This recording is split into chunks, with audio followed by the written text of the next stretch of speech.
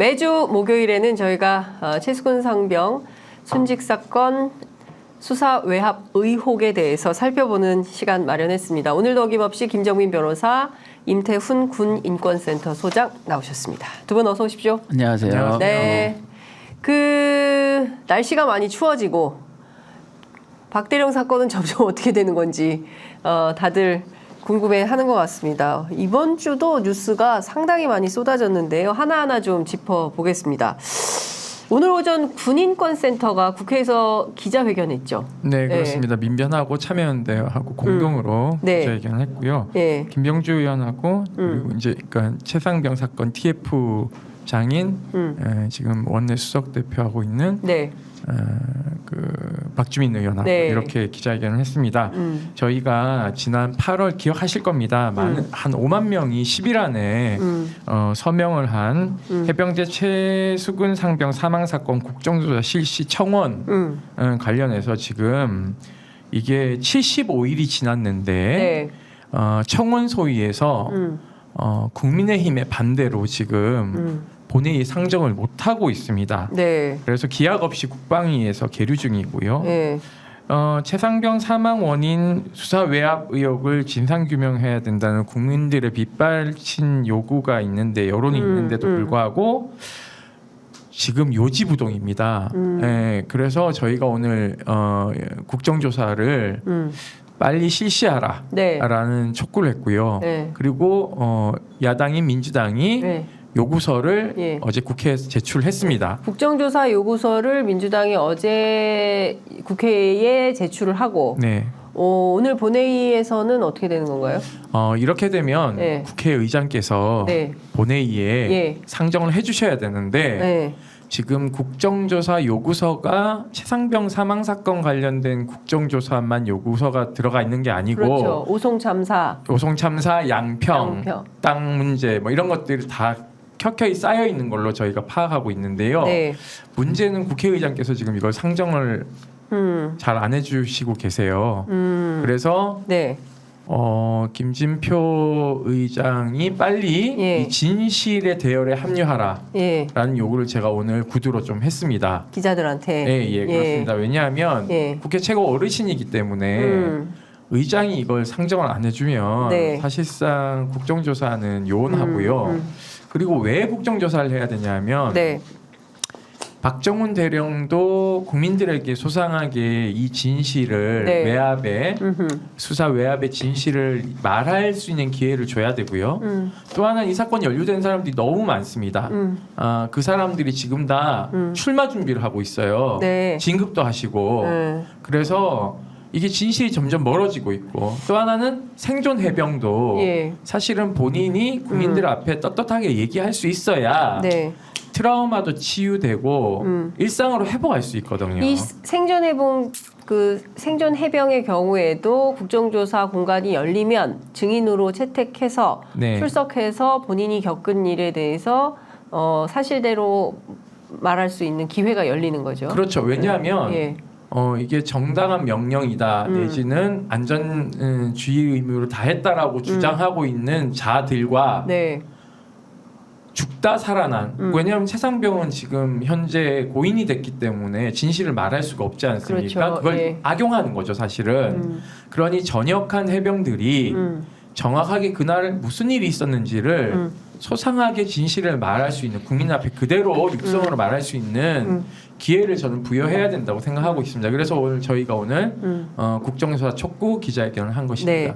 오늘 굉장히 중요한 날입니다. 국회 이제 이제 시작을 했겠네요. 오후 2시부터 국회 본회의가 열리는데요. 민주당은 이에 앞서서 3대 사건에 대한 국정조사 요구서를 제출한 바 있습니다. 오송 참사, 그다음에 방송 장악, 그리고 최상병 의혹 사건에 대한 국조 요구를 하고 있고요. 또 하나는 지금 이동관 방통위원장에 대한 탄핵 그리고 또 일부 검사들에 대한 탄핵을 결정을 했는지 모르겠는데 이제 민주당 입장이 나와야 될 것 같고요. 근데 관련해서 지금 여당인 국민의힘이 뭐라고 하고 있냐면 걸핏하면 탄핵, 걸핏하면 국정조사 추진, 정쟁만 하고 있다. 그리고 오늘 또 입법으로는 두 가지가 있지 않습니까? 이 노란봉투법하고 방송법 두 가지 민주당이 이제 통과시킨다는 건데 여당인 국민의힘에서는 이 필리버스터로 맞서겠다 이제 이런 주장을 하고 있어서 오늘 국회가 상당히 뜨거울 상황인데요. 그 가운데 저희는 오늘은 최상병 사건에 집중해서 얘기를 좀 해보도록 하겠습니다. 김정민 변호사님이 좀 일단 이제 수사 목록에 대해서 좀 얘기를 하시겠지만 저희도 오늘 그 얘기를 좀 했는데요. 수사기관의 편파 수사가 도를 넘었다. 저희는 그렇게 판단하고 있고 왜냐하면 항명죄 억지 수사를 이어온 국방부 검찰단의 수사기록 목록에는 주요 관련자인 이종섭 전 국방부 장관과 그리고 신범철 전 국방부 차관의 진술서나 진술조서는 아예 없습니다. 그게 문제죠 사실은. 그리고 신전 차관의 핸드폰 포렌식 기록도 없고 그리고 임성근 사단장의 일방적 주장이 담긴 100페이지에 달하는 진술조서가 편철되어 있고요. 답을 임 소장님 지금 그렇게 얘기하시면 보시는 시청자분들께서 무슨 얘기인지 잘 못 알아들을 수 있기 때문에 저희가 이제 진행을 하면서 하나하나 설명을 좀 드리면서 이제 얘기를 해 나가도록 하겠습니다. 자, 일단 제가 러프하게 김 변호사님께 좀 여쭤보고 싶은 게 일단 민주당이 이제 국정조사 요구를 했는데 밝혀야 될 핵심 의제들이 있을 것 같아요. 딴 건 몰라도 요거 이 사건에서 꼭 밝혀야 될 핵심 이슈는 이거다. 그렇죠. 어떤 게 있을까요? 일단 이제 대통령 개입 사실인지 일단 VIP 경로설의 실체. 그렇죠. 그리고 또 하나가 이제 경국청에서 수사 기록을 탈취할 때도 뭔가 다른 힘이 작동을 했는지. 그 다음에 이제 이 수사 단계에 있어서도 뭔가 외압에 의해서 검찰단의 수사가 왜곡된 측면이 있는지 그런 것들을 좀 자세히 밝혀야 되는데 이제. 국정조사에 대해서 상당히 기대를 하는 이유가 뭐냐면 저도 개인적으로 이 국회 상임위원회를 통해서 의외로 많은 것들이 밝혀졌거든요. 다른 사건에 비해서 국방위 다른 사건에 비해서 왜냐하면 국회 국정조사가 아닌 상임위나 국감 자리에서 잘 그런 것들이 드러나질 않거든요. 근데 이번에 굉장히 의외로 예상외로 핵심적인 것들은 사실은 다 드러났거든요. 거기에 이제 진실을 한 100이라고 본다면 70 이상이 이미 국회 상임위나 국정감사를 통해서 드러났다. 큰 축들이 드러난 거죠. 그러니까 아마 그것 때문에 더 좀 싫어하는 쪽에서는 그것만으로도 이렇게 됐는데 만약에 국정조사를 하게 되면 감당할 수 있겠냐 이런 생각 때문에 이것만 집중적으로 저항이 심할 거라고 보이는데요. 일단 현재 상태는 박 단장이 박 대령이 국회에 나간 적이 없는 상태에서 이 정도가 밝혀졌다는 거거든요. 그러면 박 단장이 국회에 출석해서 자세히 정황을 설명하고 그렇게 된다면 훨씬 더 진실에 가까워질 수 있을 것이다.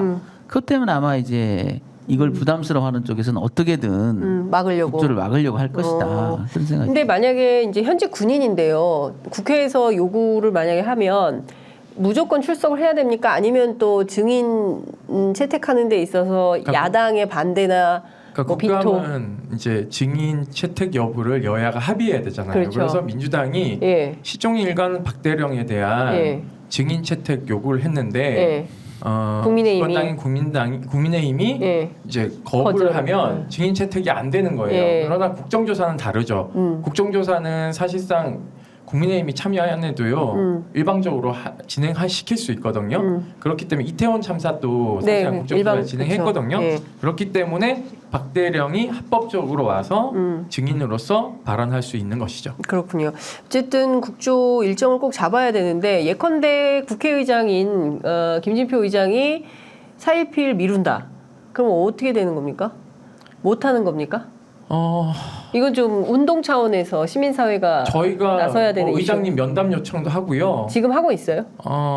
이제 오늘 저희가 오늘 기자회견 했으니까 그래도 좀 요인 중에 한 분이신데 저희가 좀 존중을 해드려야죠. 그래서 만약에 정말 안 해주신다라는 게 감지되면 제가 국회 앞에 뭐 엄동설안에 뭐 텐트 쳐야죠. 어떡하겠습니까? 저희가 할 수 있는 거는요. 여론을 등에 업고 그런 걸 할 수밖에 없거든요. 그렇기 때문에 저는 합리적인 바탕에서 이걸 의장님께서 수용해 주시지 않을까. 만약 수용 안 하시면은 사실 또 여론이 악화될 가능성도 높기 때문에 저는 의장님의 어떤 마지막 정치 여정에 한 획을 끊고 가시는 것이 좀 기대를 하고 있습니다. 예. 그러니까 김진표 국회의장이 하루빨리 이 국정조사 요구서를 채택을 해서 늦어도 다음 주에는 국조 일정이 잡히기를 좀 기대를 해보겠습니다. 저희가 보면은 12월 초에 또 네. 본회의가 열리니까는요. 네. 그때는 통과되지 않을까라는 조심스러운 기대를 합니다. 그게 통과돼도 아마 1월 초에나 네. 국조가 가능하지 않을까. 아유, 더 추워진 예, 그런, 예, 그런 국회 일정이 좀 그렇더라고요. 예, 아니 뭐 점검해 우리 보니까. 입장에서는 좀 빨리빨리 진행이 되면 좋겠는데 이게 차일피일 미뤄지고 있어서 참 답답한 마음이 좀 듭니다. 아 그리고 아까 김정민 변호사님이 이제 국회 네. 국방위원회나 법사위를 통해서 거의 한 70% 드러났다 네. 이렇게 얘기하는데 저희도 모르는 것들이 이제 막 드러나고 있지 않습니까? 예, 예. 어제 국가인권위원회에 대한 국정감사가 있었습니다. 네. 이 겸직상임위원회이기 때문에 좀 늦어지죠. 운영위에서 열렸는데요. 윤영덕 의원께서 네. 한 건 하셨어요. 뭘 했냐면 박대령 사건, 박대령의 항명죄 뒤집어 씌우려고 했을 때 저희가 긴급구제 요청을 인권위에 했지 않습니까? 당시 김용원 군인권 보호관이 8월 9일 날 이건 문제가 있는 것 같다라고 성명을 냈어요. 네. 근데 돌연 이걸 기각시켰지 않았습니까? 긴급구제를. 그런데 윤영덕 의원이 이 얘기를 하면서 혹시 그 장관한테 당시 국방부 장관이 이종섭 장관한테 네. 전화한 적 있냐라고 물어봐요. 그래서 당황을 합니다. 김용원 군인권 보호관이 기억이 잘 나지 않는다 이렇게 얘기해요. 그걸 딱 보자마자 제가 거짓말이다라고 했어요. 네. 저거는 그랬더니 윤영덕 의원이 여기 국정감사장이기 때문에 증언 똑바로 하셔야 된다. 이게 이제 무슨 얘기냐면 위증죄가 적용되기 때문에 네, 그렇죠. 그러니까는 말을 바꿉니다. 전화를 했다고. 그래서 그걸 또 윤영덕 의원이 그 사이를 비집고 들어가요. 8월 9일 성명 발표 날로부터 기각한 날까지 그 사이에 언제 전화했냐, 요 사이에 전화했냐라고 물어봐요. 네. 그러니까 기억이 나지 않는다라고 그렇게 얘기했거든요. 그래서 이것도 자료 제출 요구를 해놨어요 지금. 네. 그래서 이게 만약에요 네.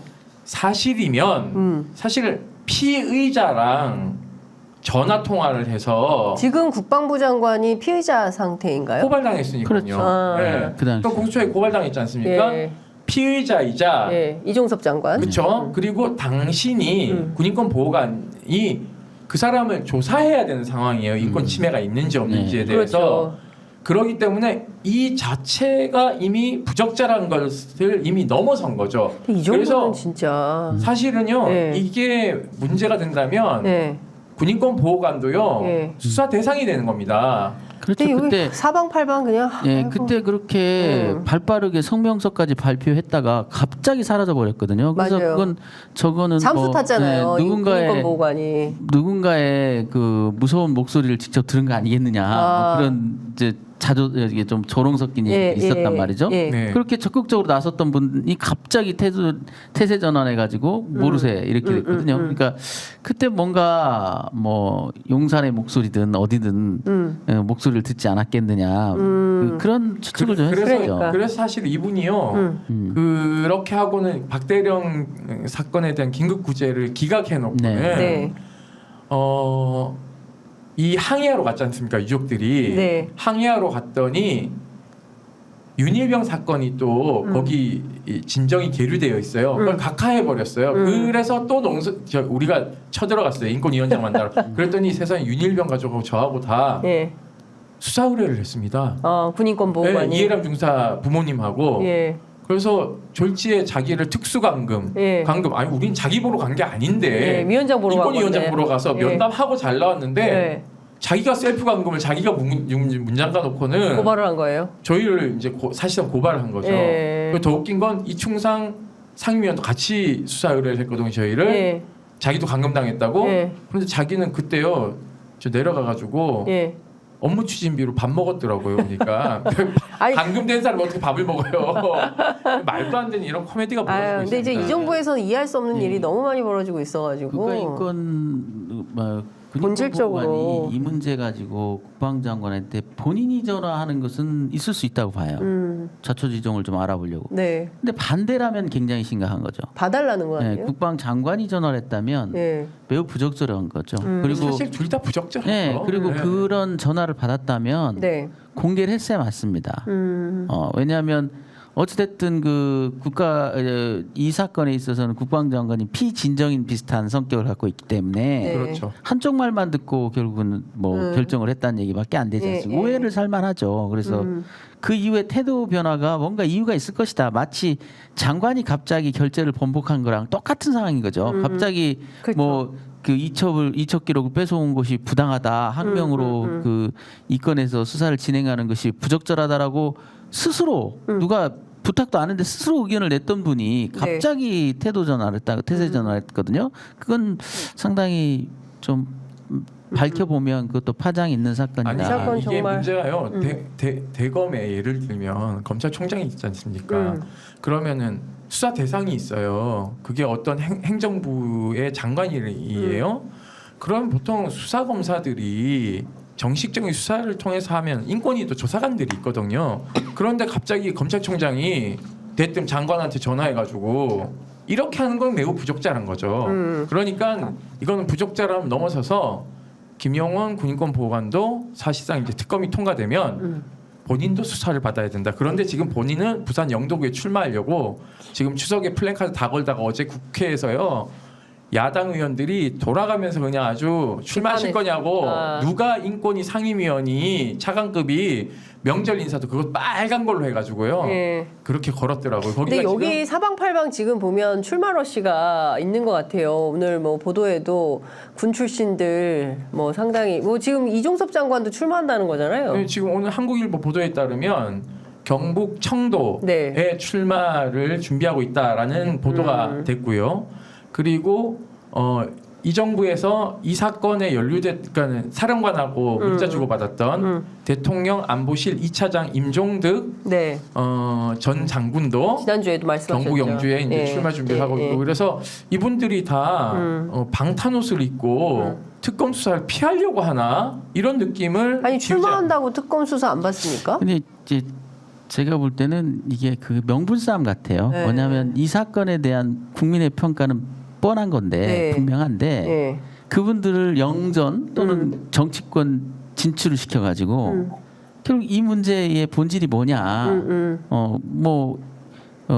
공격받는 사람들이 다 한마디로 잘 됐지 않느냐 그러면 참 이게 명분이 좀 흩어지는 거 아니냐 이 정치 싸움화 해버리려고는 그런 심보 아닌가. 사실은 정치하고는 아무 상관이 없는 거고 굉장히 명징한 사건인데 제가 당부드리는 게 뭐냐면 정쟁화하는 것이 싫으시면 국민의힘 쪽에서도 이 문제를 나서면 된다. 거기도 TF 만들고 이 사건에 대해서 그런 괴문서 만들어서 보려고 하지 말고 진실을 규명하는 쪽에 서면 되는 거예요. 뭐 박대령은 누구를 뭐 이렇게 정치적 색깔이 있어서 누구와 가까이 지내고 누구는 멀리하고 이런 그럴 만한 위치에 있지도 않고 그렇기 때문에 누구든 그래서 지금도 이제 오프라인 상에서 이제 그 또 서명 운동도 하고 이제 하시겠다는 분들이 많이 생기더라고요. 그래서 뭐 거기에도 당과 상관없이 좀 지지해달라 그런 게 이제 개인적 의견인데 이게 정쟁화하는 이유는 그겁니다. 결국은 진실을 밝히고자 하는 세력과 진실을 막고자 하는 세력이 부딪히게 되면 정쟁의 모습인 거죠. 그게. 그렇죠. 그러나 본질이 그게 정쟁인가요? 그렇지는 않죠. 근데 여기도요 쉽지는 않은 게 지금 이분들이 친윤이라고 자처하면서 출마할 거 아닙니까? 그런데 경북 청도에는 친박인 최경환 전 의원이 자리를 잡고 있고 그리고 경산 아니에요 거기는? 경산하고 청도하고 한 지역구입니다. 그리고 친윤이라고 자처하는 안보실 2차장을 했던 임종득도 사실은 경북 영주의 우병우 전 민정수석이 출마 준비를 하고 있어서 격돌이 예상됩니다. 이렇게 나오면요 사실은 영주에서는 임종득 차장이 떨어질 확률이 매우 높죠. 우병우가 무소속으로 나와도 당선될 판이니까요. 하여튼 지금 상황을 보면 내용상으로 보면 참 진실규명의 내용은 그렇게 그닥 어렵거나 복잡하지 않은 것 같은데 상황이 계속 꼬이는 것 같은데요. 여하튼 저희가 오늘 집중해서 얘기해야 될 대목은 바로 수사 기록과 관련된 것입니다. 수사 기록 목록 예. 받았습니까? 지난주에 받았고 네. 좀 분석을 했는데요. 네. 그래서 오늘 이제 여러 가지 말씀드릴 게 많은데 예. 가장 먼저 좀 말씀드리고 싶은 게 뭐냐면 이 문제를 대하는 그 국방부의 단결력, 엉뚱한 단결력이죠. 이게 기록상으로도 나타난다. 네. 지금 국회에서 8월 21일 날 무슨 일이 있었냐면은 야당 의원과 국방부 장관 사이의 질의 과정에서 그런 게 나왔습니다. 7월 30일 날 장관 보고 시에 사단장까지 처벌한다고 하니 이 국민들이 이 수사에 대해서 상당히 긍정적으로 볼 거다라는 말을 대변인이 했지 않느냐. 그러니까 장관이 덥석 그런 취지로 얘기는 나왔습니다. 이래 버렸어요. 그러니까 바로 그 야당 의원께서 그 허태근 정책실장을 지목을 합니다. 네. 당신은 들었느냐 그랬더니 맞습니다. 이래 버렸어요. 굉장히 그들 입장에서 보면 장관이 완전히 헛발질한 거거든요. 네. 말하면 안 되는. 아하, 그럼. 그래서 수사 기록을 쭉 보니까 너무나 좀 흥미롭고도 씁쓸한 걸 발견한 게 뭐냐면 그 장관 보고 장소에는 장관 포함 7명이 들어가 있습니다. 7명. 네. 네. 그래서 그 중에 당사자를 빼면 5명인 거죠. 장관과 그 박단장을 빼면 5명입니다. 예. 이 5명들이 똑같이 예. 그 얘기를 했어요. 예. 수사가 잘 됐다는 말은 나온 적이 없다. 아. 네. 수사가 잘 된다는 말은 나온 적이 없다라고 얘기를 했거든요. 예. 그게 8월 21일 날 즈음한 진술서나 진술조서에서 다 드러나는 겁니다. 예. 그러니까 자기들은 8월 21일 날 그런 일이 있을 거라고는 꿈에도 상상을 못했던 것 같아요. 당연했겠죠. 그렇겠죠. 장관이 덜썩 그걸 인정할 사단장까지 처벌한다니 잘된 수사다라는 예. 말이 나왔다는 걸 장관이 인정할 줄은 상상도 못했던 거예요. 예. 그래서 각자 다 그 즈음에 보면요. 예. 8월 17일에는 허태근 정책실장이 그런 말을 합니다. 수사가 잘 되었다는 표현은 없었다. 그다음에 같은 날 김기환 해병대 사령관도 조사를 받으면서 네. 수사가 잘 되었다는 표현은 없었다. 그렇게 얘기하거든요. 예. 그리고 나니까 또 이제 그 문제 8월 21일이었죠. 네. 국회 국방위에서 장관이 이제 헛발질하는 그날도 그 해병대 공보정훈실장은 조사를 받으면서 수사가 잘 됐다는 말은 전혀 나온 적이 없다 이렇게 얘기해요. 심지어 그 군사보좌관도 8월 22일 경에 제출된 서류거든요. 그러니까 네. 작성은 그 전에 됐을 수 있겠죠. 예. 거기에 보면 문제없이 잘 되었다 이런 표현은 안 나왔다. 그럼 뭐 어떻게 돼요? 그 다음에 7월 23일에는 문제 그 대변인조차도 그런 표현을 합니다. 예. 수사가 잘 되었다 못 되었다 식의 언급은 없었다. 그날 제출된 진술서에 예. 8월 21일 날 그 난리가 났는데 예. 8월 23일 날 제출된 진술서에서조차도 예. 여전히 장관의 헛발질이 없을 거라고 생각했는지 예. 이 태세가 일관된 거죠. 5명의 진술이 일관되게 거짓말하고 있습니다. 5명이 일관되게 예. 거짓말하고 예. 있다. 그걸 밝혀진 건 이제 8월 21일과 25일 국회에서 예. 완전히 이제 밝혀지면서 예. 전학규 대변인이 송갑석 의원한테 굉장히 욕을 예. 먹죠. 그렇게 거짓말을 하면 도대체 국방부를 출입하는 기자들이며 국민들이 국방부를 뭘로 볼 수 보겠냐. 있겠냐, 그랬죠. 뭘로 보겠냐. 그래서 제가 주목하는 건 뭐냐면 예. 이 사람들이 다 국방부와 해병대 사령부에 흩어져 있음에도 불구하고 예. 이 그 똑같은 거짓말을 어떻게 할 수 있는 거? 일치되게 한다는 건 뭘 얘기하겠냐는 거예요. 컨트롤 타워가 있다는 거 아니겠습니까? 아, 이건 누군가의 지시를 받아 이건 컨트롤 타워가 있다는 거예요. 굉장히 그게 컨트롤 타워가 있다. 너무나 그 슬픈 일이죠. 이게 어떻게 된 거짓말을 그렇게 서로 이렇게 동시에 할 수 있는지 아마 그 대책회의에 장관께서 참석을 못했던 모양이죠. 장관까지 단돌이 지진 못했던 모양이죠.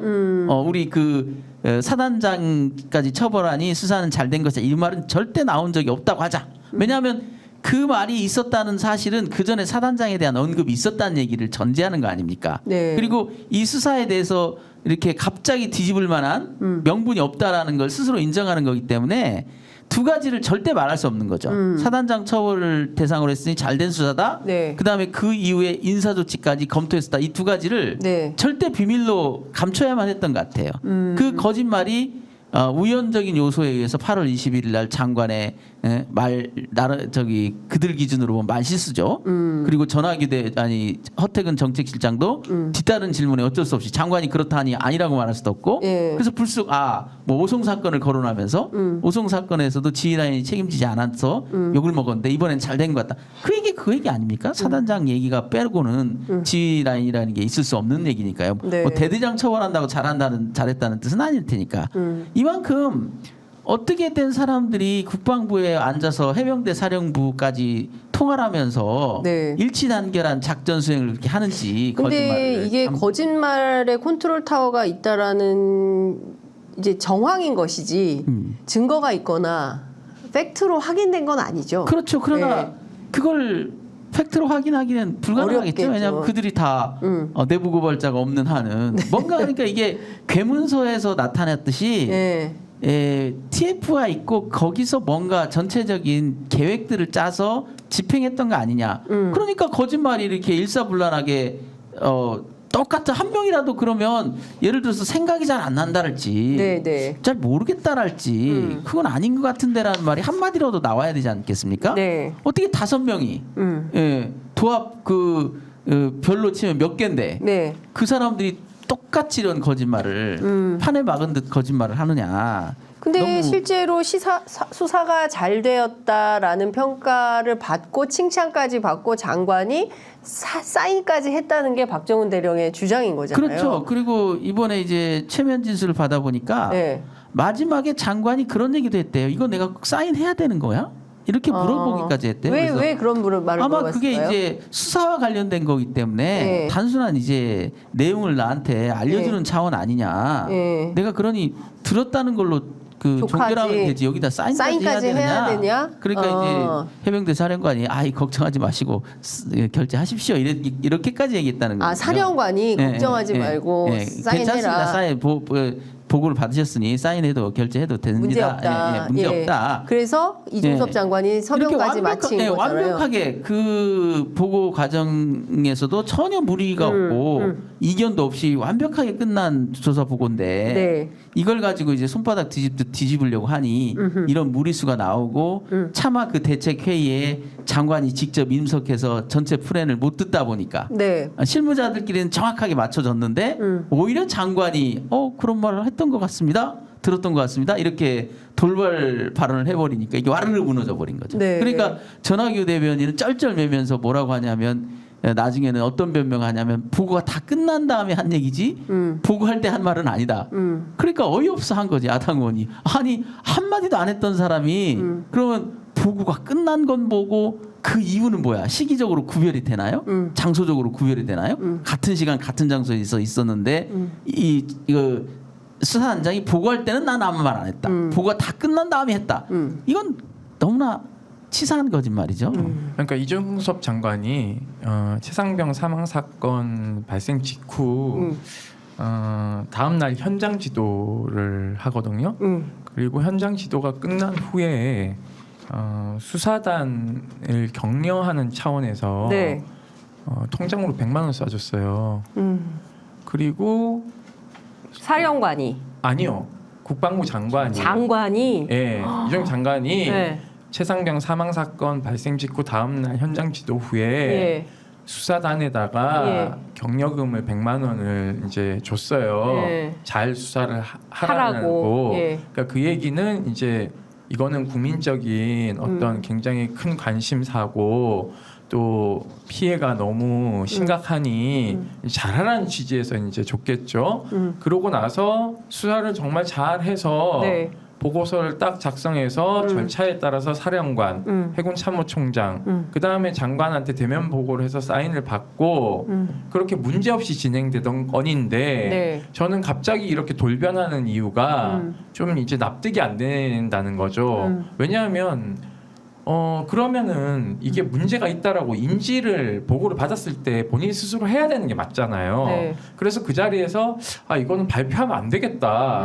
그러니까 이게 미진하니 이걸 더 하라. 아니면은 뭐가 잘못됐다라고 지적을 한 다음에 정식적으로 난 결재 못 하겠다. 그러니 다시 좀 수사를 해봐라.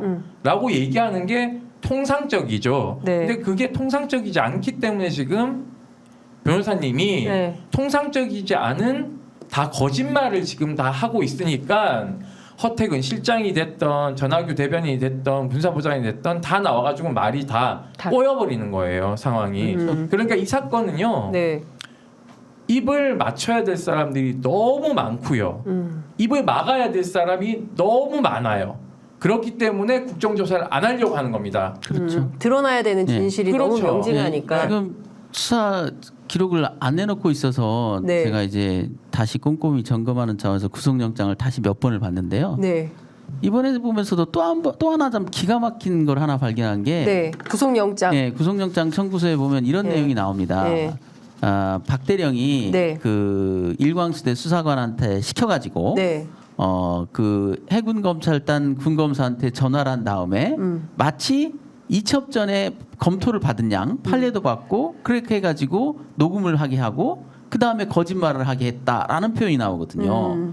그래서 정말 그때는 워낙 이제 구속영장에 내용도 많고 뭐 검토해야 될 부분이 많았기 때문에 거기까지 미처 자세히 검토를 못했는데 이번에 보니까 황당한 얘기더라고요. 왜냐하면 박 단장이 그 수사관이 그 군검사한테 전화한 것 자체를 몰랐어요. 알 수가 없지 않습니까? 그리고 그 뭐 허위의 증거를 확보하라고 지시했을 리도 없고 그 수사관이 군검사하고 통화한 내용이 허위도 아니잖아요. 네. 그렇죠. 저희 네. 공개했죠. 네. 네. 그래서 이번에 보니까 그 군검사를 또 공소제기 이후에 따로 불러가지고 진술 조서를 받아요. 그 얘기는 뭐냐? 아마 그런 내용을 듣지 않았을까 추정을 해봐요.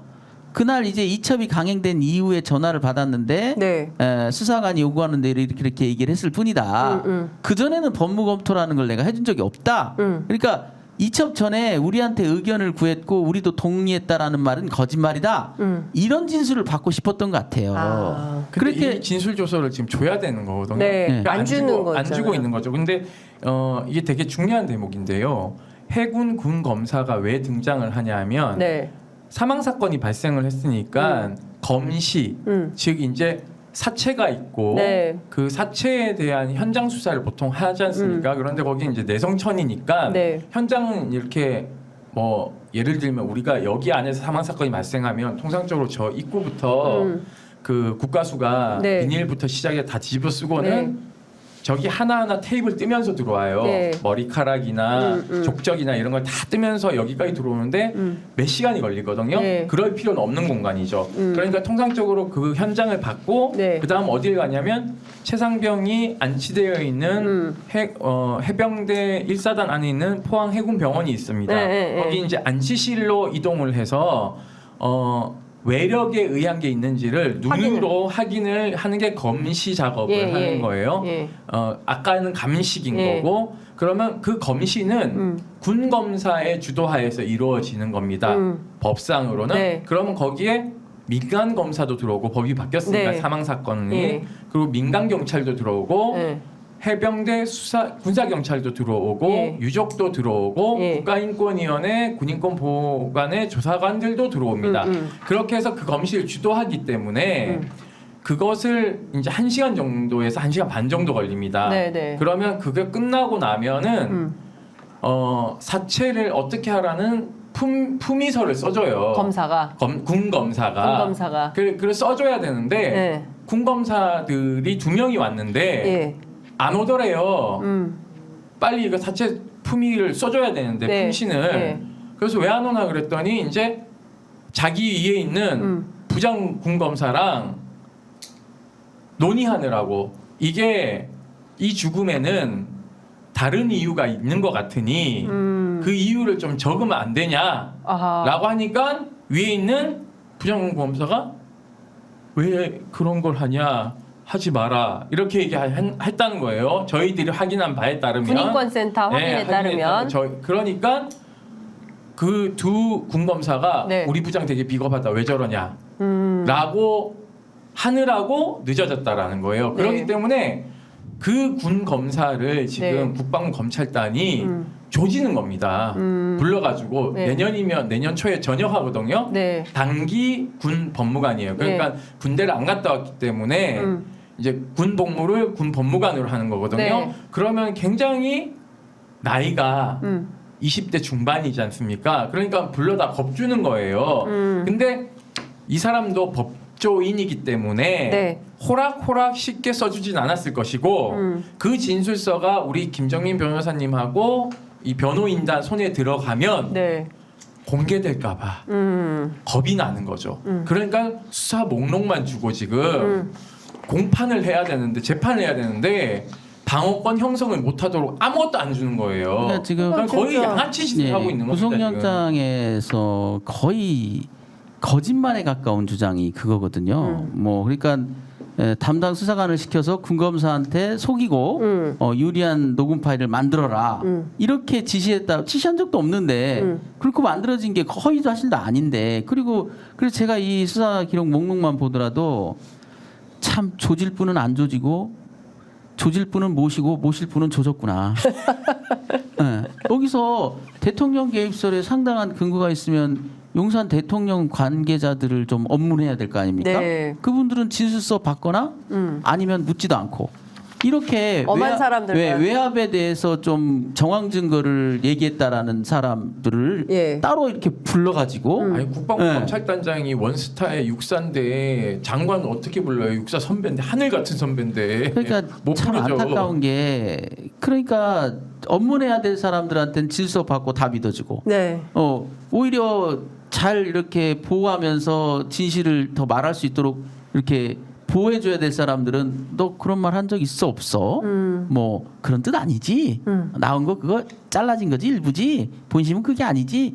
이런 식의 유도신문 회유 협박해가지고 그 사람들이 다 일종의 꿰맞추기 같은 번복하고 그래서 이번에 계문서에도 저희가 제가 굉장히 주의 있게 봤던 게 아니 군검사하고 계속 이렇게 소통을 했는데 소통이 법적으로 필요한 것도 아니지만 근데 계문서에는 당연히 이 정도 사건이면 법률 전문가인 검찰의 어떤 지휘 비슷한 걸 받았어야 되는데 한마디도 안 물었다라고 이렇게 계문서를 냈거든요. 그래서 이 계문서를 만든 정책실에서 이걸 알 리도 없고 이건 뭔가 수사팀에서 전달해주지 않으면 알 수 없는 오정보인데 이건 도대체 어디서 만들어진 정보일까 제가 궁금했던 거거든요. 근데 이번에 보니까 구속영장 청구서랄지 그 제보했던 군검사를 따로 별도로 불러서 이렇게 업무하는 거랄지 이런 걸 보면 그 잘못된 정보도 결국은 저기에서 준 거 아니냐 검찰단에서 찔러준 거 아니냐 그래서 굉장히 광범위한 수사정보 유출이 있었다. 이번 수사기록 목록만 보더라도 거기 수사기록 목록에 보면 그런 말이 있습니다. 박 단장의 말이 바뀌는 과정이랄지 신빙성이 떨어지는 걸 별도로 정리한 문건이 있어요. 수사보고서. 그러니까 피의자의 진술에 대한 확인해가지고 그런 문건이 별도로 만들어져 있더라고요. 수사보고가. 그것이 지금 괴문서의 뿌리가 된 거 아니냐. 왜냐하면 괴문서랄지 장관이 국회에 나와서 하는 얘기는 계속 박 단장에 대한 진술이 박 단장의 진술이 뭐 번복되고 뭐 이치야 안 맞고 한마디로 거짓말이고 이런 그 맹비난으로 일관돼 있지 않습니까?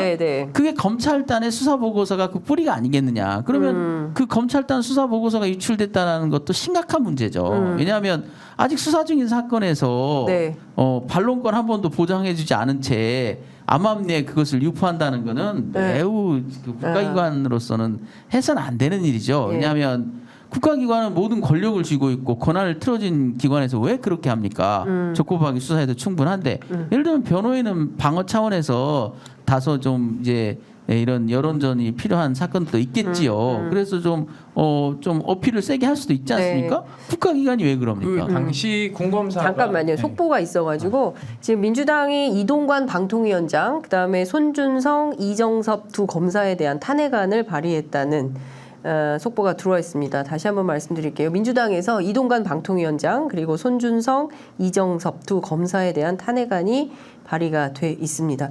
이거 이 국면도 상당히 심각하게 저희가 바라보고 앞서 이제 최민희 의원도 인터뷰했지만 앞으로 조금 더 지켜보도록 하겠습니다. 탄핵 소추안 당론 발의 결정을 하고 지금 아예 국회 제출했다는 거죠. 그렇죠. 탄핵안 발의를 했다는 겁니다. 네.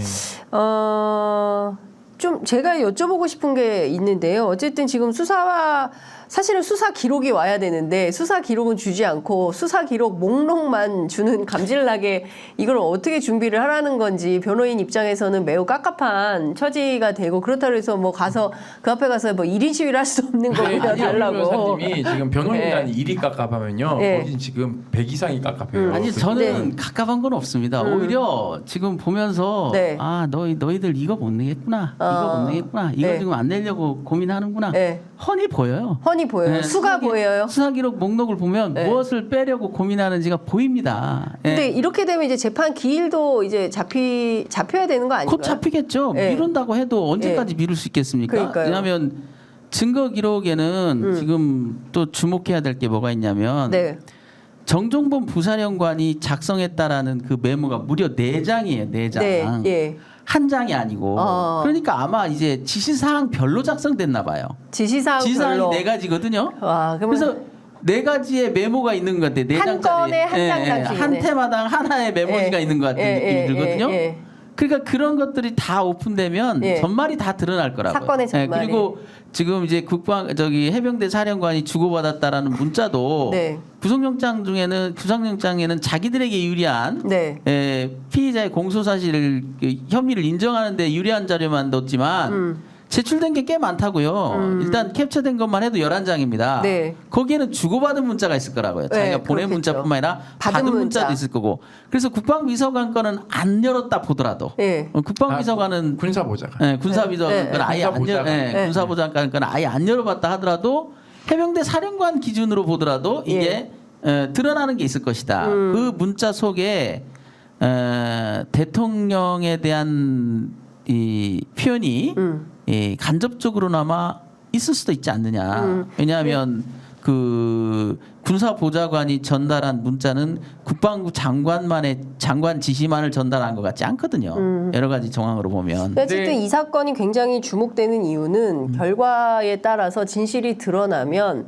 경우에 따라서 대통령 탄핵까지 가능한 상황이기 때문에 그런 거 아닙니까? 그렇죠. 그래서 지금 증거를 이제 10월 6일 날 기소한 사람들이 지금 현재 11월 며칠입니까? 오늘이 11월 9일이에요. 세상에 기소하고 한 달 동안 증거 목록을 못 만든다는 게 말이 됩니까? 그게?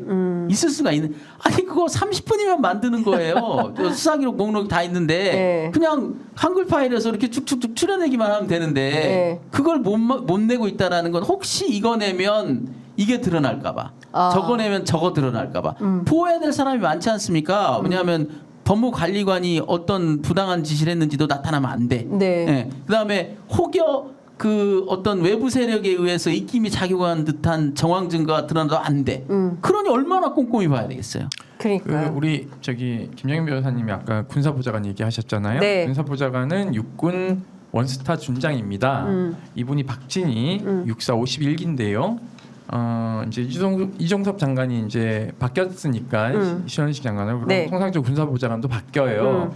이분은 이번에 장군 진급에서 별을 하나 더 다시고 투스타가 되셔가지고 56사단장으로 영전을 하셨습니다. 그러니까 이런 것들이 결국은 수사에서 한쪽 편의 문자 기록만 확보하고 이 사람의 핸드폰은 지금 제출받지도 않고 포렌식도 안 했다라는 얘기거든요. 그러니까 봐주기식 수사가 계속 진행되고 있다라는 것이 가장 큰 문제라는 그러니까 거죠. 이게 만약에 제가 그때도 말씀드렸지만 국방과 관련해서 이렇게 격노한 적이 없었다는 표현은 용산에 있는 사람이 아니면 할 수가 없어요. 그렇기 때문에 그건 국방비서관일 가능성이 매우 높다는 거거든요. 국방비서관의 한 라인이 군사보좌관이고 또 해병대에도 그 한 라인으로 추정되는 분이 있습니다. 근데 그분은 이번에 뭐 상을 또 하나 받으셨더라고요. 그 한 라인으로 추정.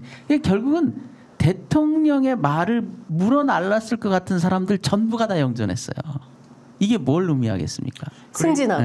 그리고 이제 수사도 지금 이제 물론 이게 공판에서의 증거 목록을 안 주는 것도 증거 자료를 안 주는 것도 문제지만요. 지금 자 우리가 이렇게 막 정신없는 동안 자 사건이 지금 어디가 있습니까? 최상병 사망 사건. 경북경찰청에 가 있죠. 네. 그러니까 경북경찰청에도 가 있고 대구에도 가 있고 대구는 저희가 고발한 이런 거고 거잖아요. 국방부가 넘긴 건 지금 뺏어왔다가 네. 넘긴 거는 네. 경북경찰청에 가 있는데요. 대구경찰청은 사실상 수사에 손을 다 놓고 있고요. 네. 그리고 경북경찰청은 이제 국방부가 짜놓은 각본대로 임성근 사단장을 피의자에서 제외하는 방향으로 착착착 움직이고 있대요. 그건 그러니까, 어디서 확인하셨어요? 비공식 채널을 통해서 저희도 이제 그 경찰에 이제 네. 빨대들이 있지 않습니까? 그래서 네. 대구경찰청은 이런데요.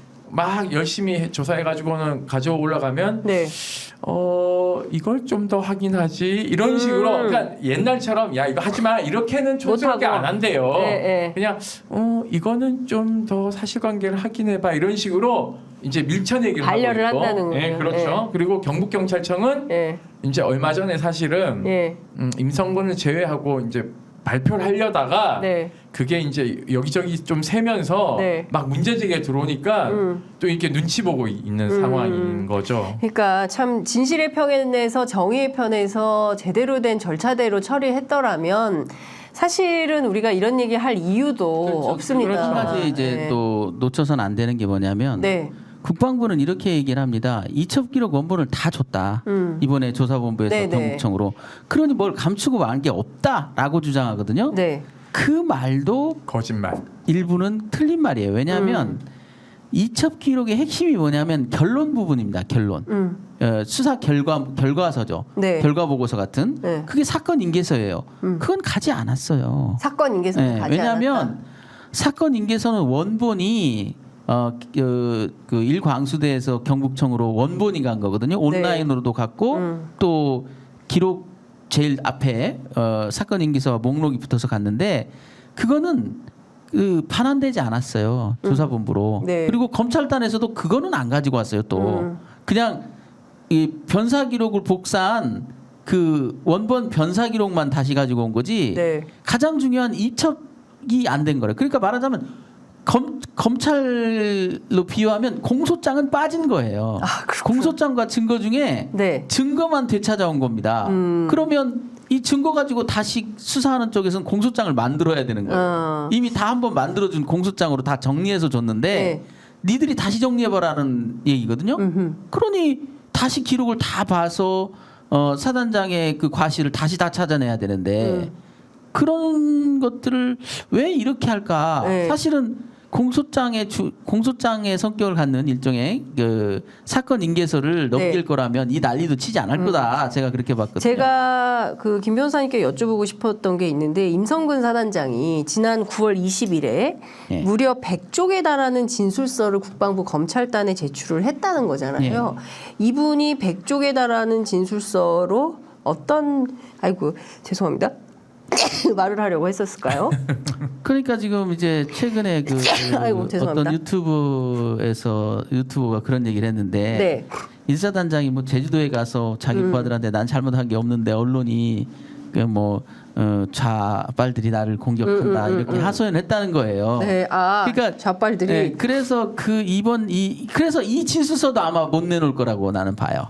이 사건에서. 100쪽에 달하는 네, 진술서. 왜냐하면 거기 보면 최근에 제가 공개했던 그 국방부 검찰단 관계자들이 관계자가 기자들한테 헛소문 퍼뜨리고 다니고 무슨 박 단장이 그 임성근 사단장한테 개인 감정이 있어서 유리한 증거조차도 넣어놓지 않았다. 네. 뭐 그 자료가 이제 경북청에서는 압수했으니 임 사단장 걱정 없다. 네. 이런 말들이 여기 기록에 만약에 담겨 있다면 네. 그 취지가 넌 임성근 사단장이 그렇게 하는 건 아무 문제가 없다고 봐요. 자기 변명이니까. 네, 네. 근데 그 취지가 네.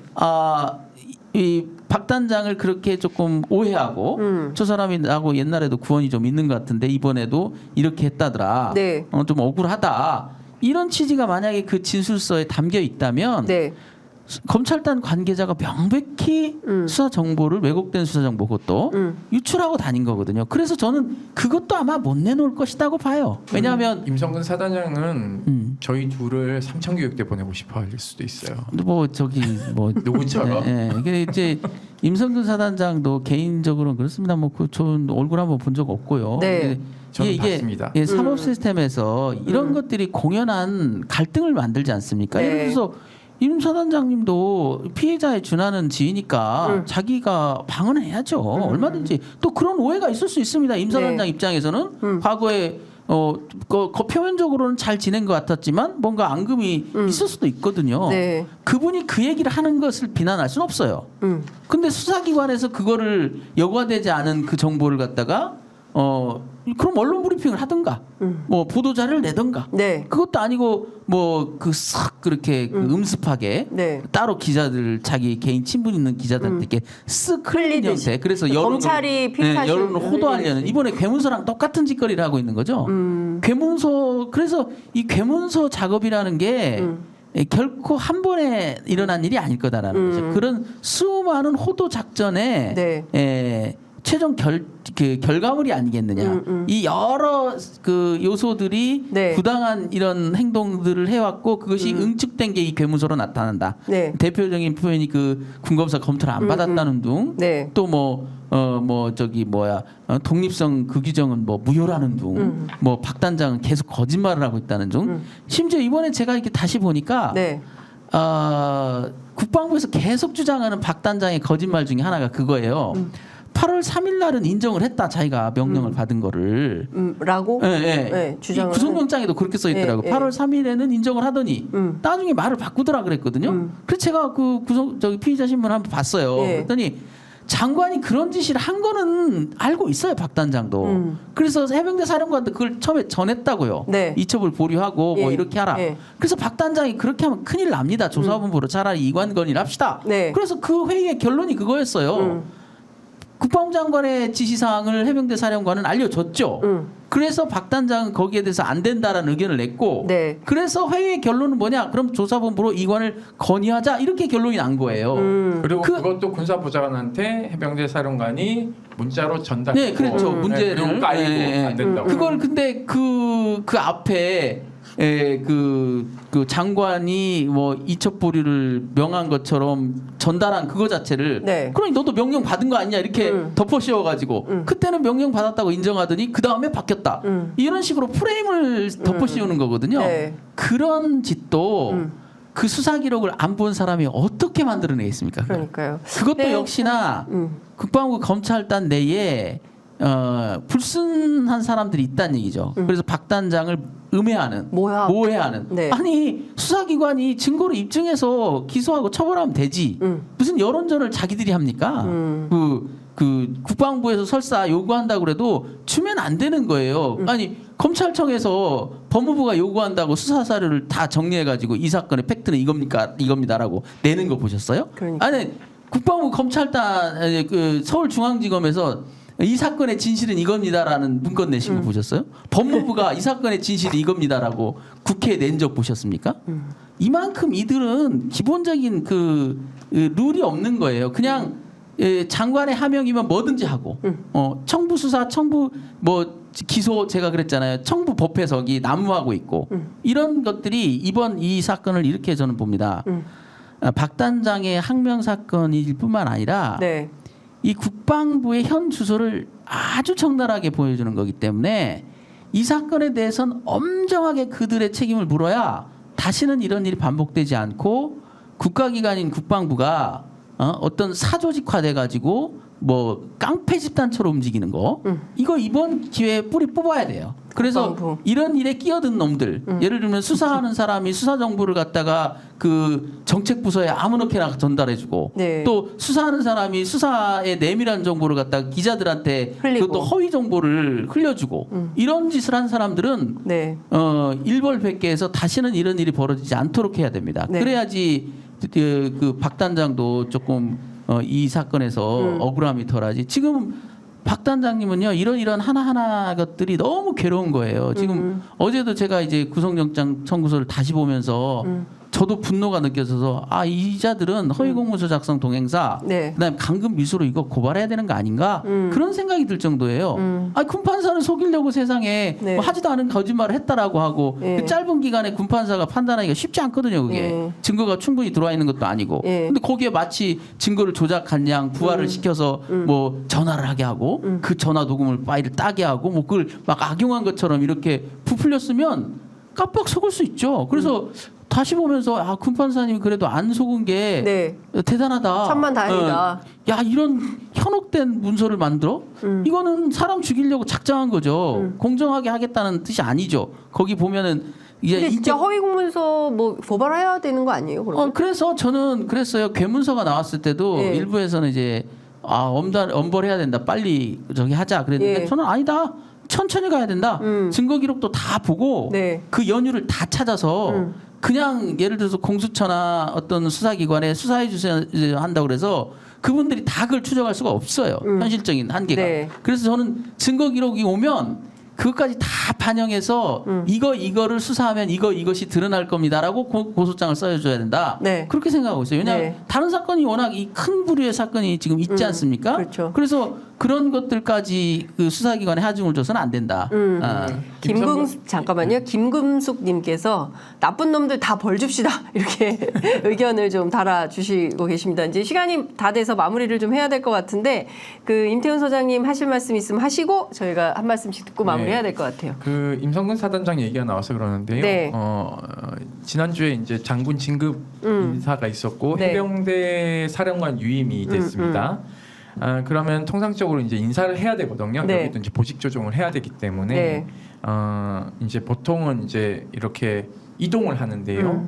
문제는 지금 임성근 사단장을 합참 전비태세 검열 실장으로 내정을 이제 이동을 시키려고 했었다는 보도가 있었어요. 그런데 이게 이제 동아일보가 단독으로 보도를 내버리니까 여론이 너무 안 좋아졌거든요. 그래서 이걸 보면서 임성근 사단장의 뒷배는 확실한 것 같구나. 그런데 여론이 너무 안 좋으니까 갑자기 정책 연수를 냅니다. 그러니까 정책 연수라는 거는요, 여기 그 보통은 육군에서 전역 절차를 밟기 위해서 이렇게 하거나 보직을 잠깐 조정하기 위해서 있긴 하거든요. 그래서 정책 연수를 저는 처음 봅니다. 해병대는요. 그리고 이 사단장인 조영수 장군을 합참 전비 검열 전비태세 검열 실장으로 앉혀요. 그리고 종종범 우리 이제 그 국회 나오셔서 부사령관 얘기를 좀 많이 하셨죠. 이분은 미운털이 박혔는지 이 사단장으로 가고 그리고 검열실장이 1사단장으로 갔습니다. 임성근 자리로. 그 다음에 부사령관 직무대리를 지금 참모장을 시키고 있어요. 그러니까 이건 뭐냐 하면 그 부사령관 직무대리는 국회에 또 불려가야 되니까 이 내용을 아는 참모를 이 자리에 이제 앉혀놓고는 계속 말 맞추기를 하고 있다는 것이죠. 하여튼 이 사건의 진실규명이 굉장히 중요하고 필요하다 이런 말씀 주신 걸로 이해하겠습니다. 그러니까 국조에 힘을 주십시오. 국정조사가 꼭 관철될 수 있도록 편의점도 노력하겠습니다. 뭐 할 수 있는 일이 있을지 모르겠지만 적극적으로 보도하겠습니다. 김 변호사님 짧게 30초만 마무리 발언하시고 마무리. 증거 기록이 나올 겁니다. 그 증거는 박 단장의 항명 사건 증거가 아니고요. 외압의 증거입니다. 곧 밝혀질 거라고 기대하고 있습니다. 감추는 자가 범인이다. 저희는 그렇게 알고 있습니다. 오늘 저 두 분 말씀 잘 들었고요. 계속해서 저희가 이 사건 진실규명을 위해서 보도한다는 약속의 말씀 드리면서 오늘 방송 마무리하겠습니다. 고맙습니다. 감사합니다. 감사합니다.